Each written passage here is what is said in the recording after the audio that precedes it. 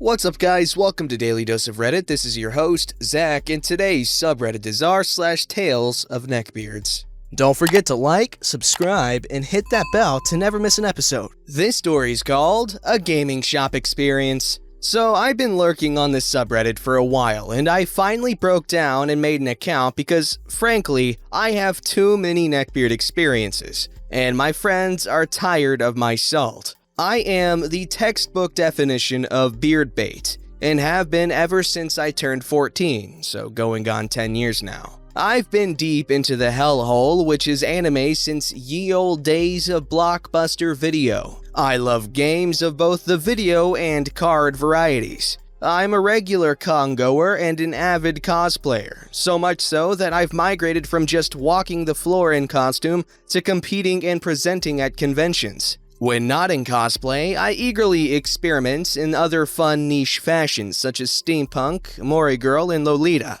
Add to all that, my double major in environmental science and English literature, which covers both sides of the competing intellectual neckbeard factions, and a dollop of an overly bubbly demeanor, and you can see why I suffer an onslaught of Neckis beardicus. Seeing as this is my very first Reddit post in all of ever, I thought it would be prudent to start off with a low-key beard encounter that happened fairly recently. It goes a little something like this. So I play a somewhat uncommon trading card game. I say somewhat because trying to fight anything besides Magic, Pokemon, or Yu-Gi-Oh! At a store not specializing in cards is a shot in the dark, but I digress. And my favorite local store for it very recently closed. They do have a sister branch only 10 minutes away, but my branch was specifically the gaming branch of the store, and the sister branch doesn't have nearly enough stock or variety to keep me happy for long. So I have started a quest to find a new favorite store that isn't 1.5 hours away at the closest.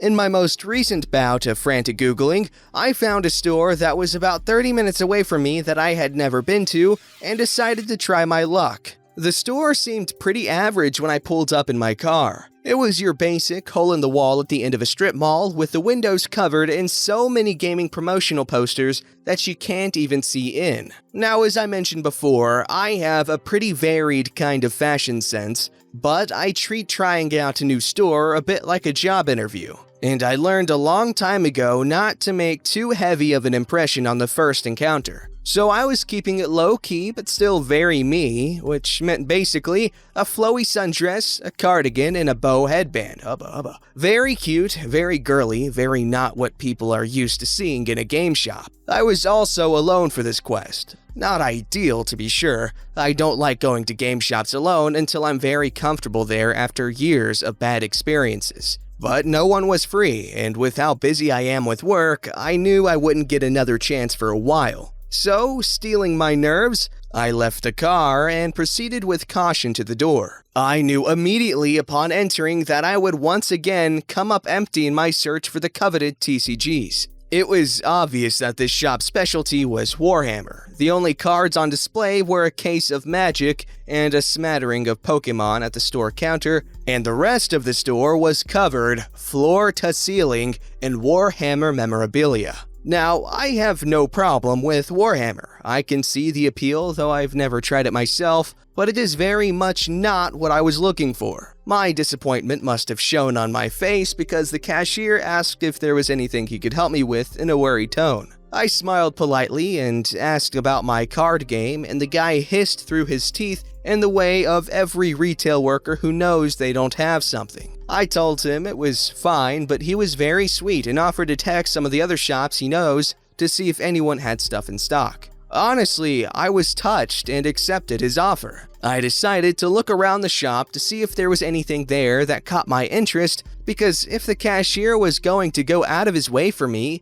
then I was going to buy something to make it worth his effort. I had just moved to the wall covered in various figures and paints to see if anything caught my eye. I think some look really neat when incorporated in steampunk props. Please don't witch hunt me over it. When the herd arrived, a whole bevy of beards shoved their way through the door of this little game shop. I'm talking 8 to 12 full-grown neckbeards of the most stringent definition. There were fedoras galore, black and red cargo pants covered in chains, At least 4 trench coats with ominous food splotches all over. Anime waifu shirts, even one ahegao shirt, ugh. A hearty mix of greasy ponytails and ill-conceived middle parts, and every single one of them had some form of beard on his neck. It was a gloriously horrifying sight. They all shuffled over to the tables at one side of the store, the one specifically made for Warhammer games,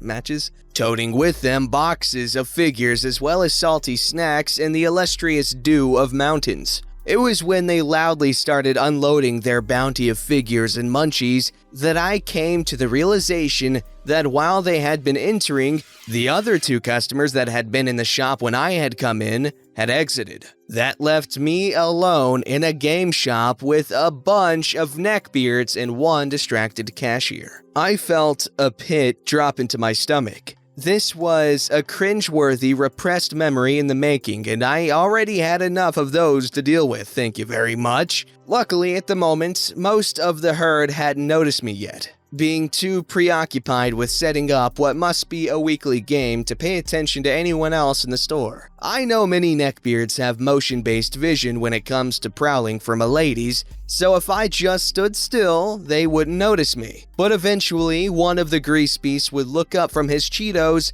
and see a small girl in a dress, and then they would all be onto me. With a pit in my stomach, I came to the conclusion that my best chance of getting out of this unscarred was to make a break for the relative safety of nice cashier man and his close proximity to the door. I still wanted his intel, but if I needed to bolt, I was going to. I took a steadying breath and straightened my posture, putting on my best resting bitch face. I find looking like you could easily commit white-collar murder and not care is a good enough deterrent for the more lily-livered of beards. With that thought in mind, I slowly wandered back to the front counter, hugging the wall shelves and not letting my eyes stray over to the conglomerate over at the play tables. I made it to the counter with no issue, thank goodness, and found that the nice cashier guy was on the desk computer on Facebook with 5 messenger boxes open. He told me the first 3 places he tried also didn't stock it, the 4th one did, but they only had 1 box and he was still waiting on the last one to get back to him. But he had a good feeling. I thanked him profusely for his efforts and he asked me to wait for just a few more minutes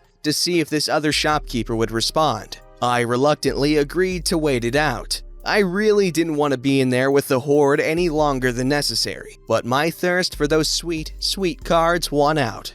The cashier, bless him really, he was a gem, started talking to me about my favorite TCG. Just the basic, what decks I ran and why, if I'm casual or competitive, if I play any other trading card games or if it's just the one. I was happy to babble on to him about my cards. I got into it fairly recently and I run some fun but not meta decks. I'm pretty casual but do compete on occasion and managed to get to the regional tournament this year but didn't place. And that I used to be really competitive in Yu-Gi-Oh, but I switched to this after Yu-Gi-Oh stopped being fun for me. I was surprised that he actually knew a bit about the TCG, which was very cool, and that he had some options for some sleeves and dice that might complement my deck. I was so distracted by this conversation that I didn't notice the imminent beard encounter until it was too late. I smelled him before I saw him. My back was turned to the swarm as I was having my chat with the cashier, so I didn't notice it right away, that there was a sudden lack of chatter. I was halfway through a sentence about a particular card effect I enjoy using, when a stench the likes of which gym lockers can only aspire to hits my nostrils. Now, listen, I'm no shrinking violet when it comes to stink. I have 2 brothers that have been playing hockey since before I could walk and avoided showering before a big game because it was unlucky. I also had an internship in college that dealt primarily with amphibians and reptiles. Not exactly the most pleasant smelling of creatures. This smell, though, it was like the most rancid BO in a cat box that had never been emptied had a baby on a pile of garbage. I think my nose hairs melted back into my face. It was abominable. Ahem, a man said, far too close to my back for comfort, sneer audible in his voice. We're waiting to start, sir. There it was. The cringe was real, and I was deep in the thick of it. I straightened up from where I had been leaning against the counter and turned my head to witness the absolute bearditude that had graced us with his presence. This guy was presumably the Alpha Beard, based on the smug look on his face and the fact that all the other beardies were still sat at the table and looking on with horror and interest at what was about to go down. He was a ginger fellow in a pair of those Hot Topic pants with all the pockets and chains, and a heavy metal t-shirt stretched over his generous middle for a band that I'm too much of a pleb to know. The fedora on his head had a smattering of skull patches sloppily glued onto one side. I know it was glued too because it seeped out the sides of the patches, and a red craft store feather poking out of the other. He wasn't wearing a trench coat, but I kinda wish he had been because I could see his overgrown pit hair poking out of the sleeves of his shirt. His beard was patchy at best, missing his chin almost entirely and looking more like a scraggly pair of mutton chops got too big for their britches. Overall, a very grody sight to behold. I was still too surprised by the appearance of this person, still way too close to my back, to really understand what he'd said. Luckily for me, the cashier was unfazed. "Weekly 40K doesn't start for another 10 minutes, the cashier said without missing a beat. He pointed over his shoulder at the big digital clock on the wall. "When that clock hits 5, then I'll start taking names." "Everyone's here already," the great beard scoffed, flicking his chin up and making his hat's plumage bobble. "Stop cavorting with a female and get on with your proper duties. We won't be held up just because you mistakenly think you can score with this lost little waif." There was an honest-to-goodness gasp from the peanut gallery at the tables. I could tell from the bug eyes and open mouths that they hadn't expected that to come from their fearless leader here. I myself was feeling a little off-kilter. I mean, I'd never been called a waif before. Has anyone else gotten that one? I'm honestly curious. My shock quickly turned to embarrassed anger. I was so ready to rip this guy at least 2 new buttholes, but the cashier beat me to it. "I know I don't need to remind you about this store's conduct policies," he said venomously. Obviously, this wasn't his first clash with the Alpha Beard. "What you just said is completely unacceptable. I'm giving you your second strike. One more and you're out for the tournament season. Now, if you want to play it all today, you're gonna go sit down and shut up while I help out this paying customer that was here before you. And I'll start 40K when she's done with her purchases." This got the beardy all kinds of steamed up. His face turned so red he looked like a ripe tomato. With how ginger he was, it almost looked like his head was on fire. Truly, it was a sight. It was clear he wanted to escalate the situation, but his gang of groupies realized a losing fight when they saw it and begged him to come back to the table. He gave me one last glare. I'm sure it would have been intimidating if his bottom lip hadn't been quivering ever so slightly, before turning on his heel and stomping like a toddler back to his seat and flopping into it with a jiggle. "I'm so sorry about that," the cashier said to me quietly. "My little sister has to deal with the same thing when she goes to Pokemon tournaments, and I hate it. That store got back to me though, and they do have your game in stock. They also have a weekly tournament for you if you're interested in that. It's just a bit of a drive." "Thank you for the help," I said, with the cards, and also with him. "If you really want to thank me, pretend to shop for something for a minute," he said with a mischievous grin. "I want to make them wait a bit." I happily spent the next 30 minutes loudly hemming and hawing over dice and sleeves. I even had him take out the Yu-Gi-Oh singles so I could look through their collection, audibly discussing different strategies I could implement if so-and-so card was added to my deck. Through it all, the Alpha Neckbeard sat, getting redder and redder in his seat. The gaggle of subbeards switching between looking at him worriedly, and then to me as I flexed my little bit of nerd knowledge with the cashier. I left the shop with a new set of oversleeves, about $25 in rares to start a Link Summon Yu-Gi-Oh deck, and the pinkest, most glittery dice they carried in stock, along with the address of the next shop in my quest for card games. On my way out, I made a point of telling the cashier that I would be sure to tell all my friends that played Warhammer to check out that shop. After all, it seemed that their usual weekly group could do with a bit more feminine ingenuity. I ducked out of there with the sound of a furious at my heels as the Alpha Beard finally lost it. I haven't been back since, but I'm so curious to know if he got that last strike or not. Okay, hold up. First off, you had me at sundress, okay? I'm no better than the Beardos at this point.